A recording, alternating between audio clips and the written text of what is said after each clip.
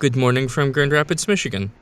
I'm just about to take the half-hour flight to Detroit on this A321, where I'm really looking forward to catching one of my absolute favorite aircraft, the Delta 757-300.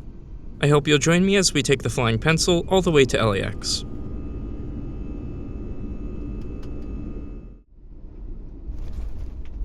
Welcome to Detroit Metro. We managed to get here about 20 minutes early, which sadly cheated me out of a nice sunrise landing. Before we head over to our next gate, I just wanted to point out the cool special livery on the A321 that took us here. And sorry about the black dots. Detroit seems to have these all over the airport to help with blocking the sun. Anyway, this livery, which commemorated Delta's record-breaking $1.6 billion profit-sharing scheme back in 2020, and has the names of all 90,000 Delta employees at the time contained in the thank you, has got to be one of my favorites just for the reason behind it. Although Delta's new Centennial livery might just take its spot. Well, time to head over to our gate. It looks like we will be using A34. We are at gate A70 currently, but it shouldn't take much time to transfer thanks to Detroit's standout feature, the Express Tram. This people mover runs on an elevated track in Concourse A with a stop in the middle and both ends of the concourse. And how can you not love this view?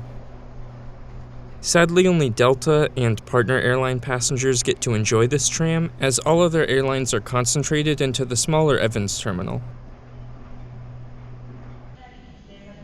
The Express Tram is cable-driven and rides on a cushion of air to keep the noise down. I mean, listen to this.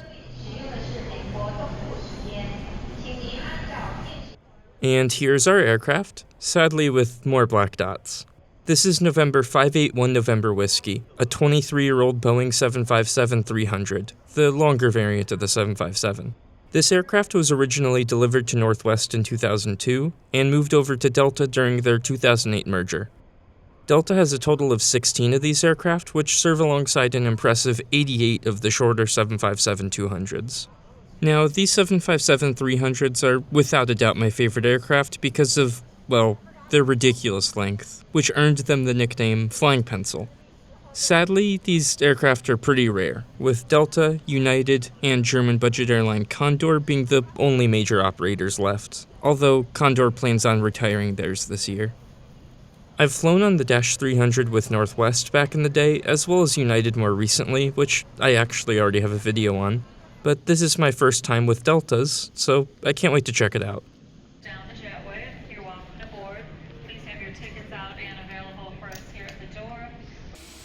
This aircraft has a total of 234 seats. Thanks to the aircraft's length, we board through door 2, so we won't get to see first class, which consists of 24 Zodiac 6810 recliners in a 2-2 layout. Behind that, you will find the small section of 32 Comfort Plus seats marked with red highlights on the top of the seat. The overhead bins on this aircraft are a huge drawback. They are still the older style shelf bins that require you to lay bags down on their belly, so overhead space can be a struggle. The rest of this aircraft contains a whopping 29 rows of economy seating split into 2 cabins in a 3-3 layout, totaling 178 seats. The Economy and Comfort Plus seats on this aircraft are Collins Aerospace Pinnacle seats, which Delta uses for the vast majority of its single-aisle fleet, alongside airlines such as Hawaiian, JetBlue, and British Airways on their A321s. Our seat today will be 36A, just behind the wing, and it looks like we got lucky with 2 windows. These seats, like all Delta mainline seats, feature a 9-inch seatback screen with a USB port and headphone jack. Below that, a nice full-sized adjustable tray table, and a great seatback pocket with fully sealed sides, and a separated literature pocket that contains the safety card, Wi-Fi information, and sick bag. The legroom on these aircraft is also great. In between the seats in front of you, you will find a power outlet, and finally overhead, a standard set of air vents and reading lights. Delta gets really aggressive with the boarding music. I think it's burnt into my head by now. I can't imagine how the cabin crew feel.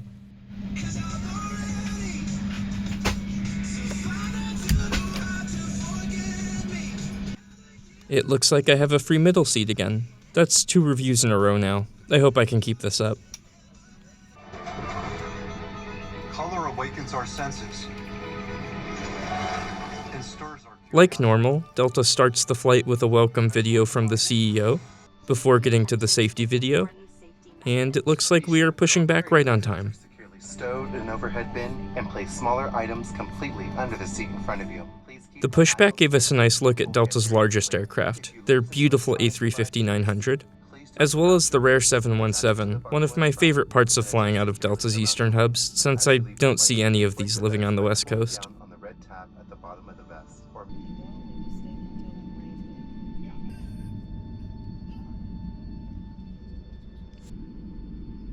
Well, looks like it's time to take off. I'll see you once we're in the air.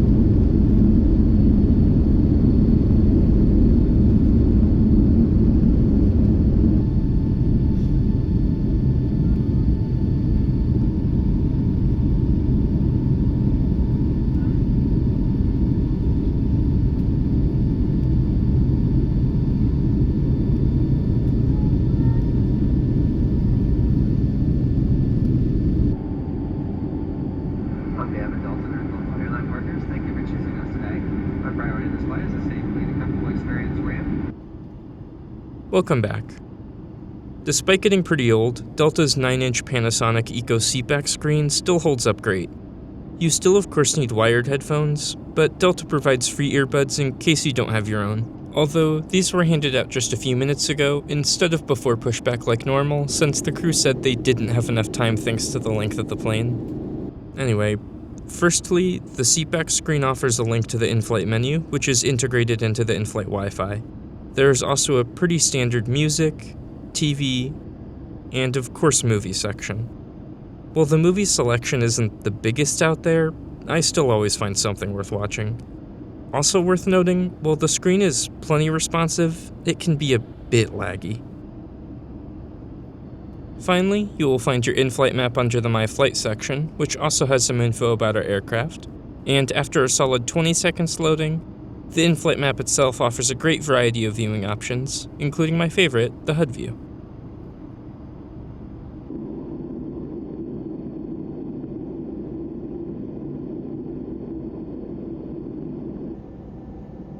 The food and beverage service reached us about 45 minutes into the flight, not bad for such a long plane. For a drink, I of course went for ginger ale, although I sadly didn't get the can. For snacks, Delta has 4 options, and I always manage to get away with 2. This time I went for the almonds and a white chocolate macadamia bar, which I actually really enjoyed. The other 2 options are the classic Biscoff cookie or a small bag of Sun Chips. Although I didn't get anything extra on this flight, Delta also offers a small selection of buy-on-board options, including snack boxes on flights over 900 miles, and even a fresh sandwich or cheese and fruit tray on flights over 1500, along with buy-on-board alcohol, of course. The lavatories in this aircraft are nothing special, but this one was well stocked and as clean as an aircraft lavatory can be. This aircraft has 4 lavatories available to economy passengers, with 2 in the center and 2 in the front of the economy cabin. First class, of course, gets their own in the front of the aircraft. Walking back to front on this aircraft is quite the hike. It is currently the longest single-aisle aircraft flying at 180 feet long. That's a full 40 feet longer than the A321, and only a few shorter than the smaller wide-bodies like the 767-300 and 787-8. Sadly, we can't walk the full length of the aircraft thanks to first class. Unfortunately for us today, the Wi-Fi systems don't seem to be working on either an Apple or Android device. Delta has been rolling out free Wi-Fi on their domestic aircraft in recent years, although the 757-300 is the major exception to this. The older systems this aircraft has cost $7 per hour, so at least I'm not missing much. Both the old and new systems offer free stream-to-device entertainment as well, in case you aren't a fan of seatback screens. You can tell if your aircraft will have the new free Wi-Fi by looking for this decal next to the door as you board.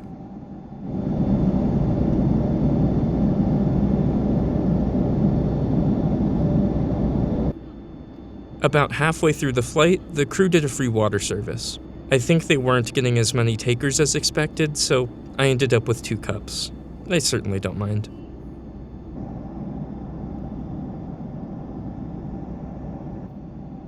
The 757-300s play an interesting role in Delta's fleet. Currently, they are being used on short but very high-capacity hub-to-hub routes, along with plenty of flights down to Florida. They have an average fleet age of 22 years, which really isn't that bad compared to the shorter Dash 200s, or even Delta 767s, and A320s. Despite this, Delta recently announced a new look for their interiors, which will begin rolling out on their 757s, including the 300s. Hopefully, this is a sign that Delta is committed to keeping these old birds flying well into the foreseeable future.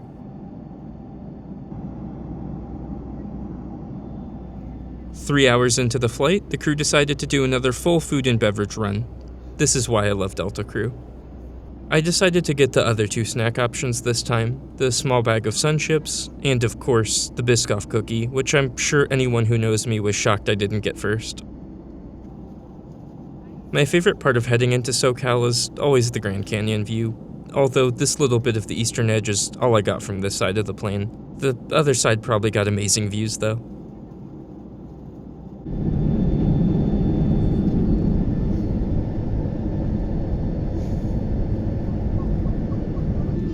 It's been our pleasure having you aboard with us today. To prepare landing, please ensure your seatbelt is fastened, your seat back, and your tray table are in their upright and locked positions, and your armrests are in the resting position. Well, sounds like it's time to get ready for landing. I'll see you once we're back on the ground.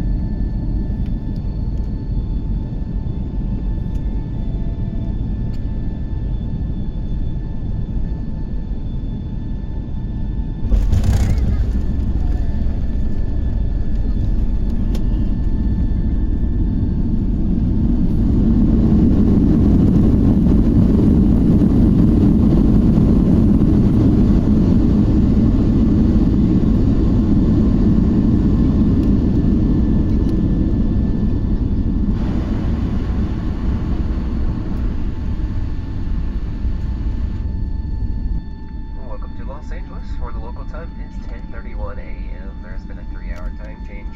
Please stay safe, your seatbelt fastened and carry-on items stowed until the captain has turned off the seatbelt sign. On behalf of this Boston and Detroit-based crew, and from Delta, we thank you for choosing us today, and we hope to see you again soon.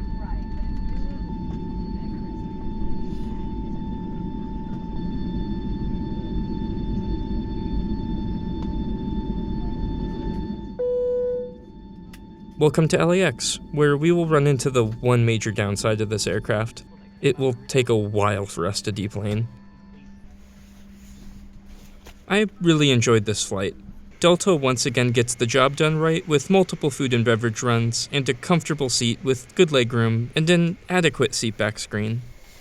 The broken Wi-Fi sucks, but that's hopefully not a regular problem. And it looks like we've swapped out the dots for a gate. Picking a thumbnail will be difficult. I'm really glad to have gotten another 757-300 flight under my belt. While Delta and United don't seem to be looking to retire these aircraft just yet, their days are certainly numbered, and the future is increasingly hard to predict these days. Well, I hope you enjoyed this review. Have you ever flown on the Flying Pencil? What did you think? Let me know in the comments below.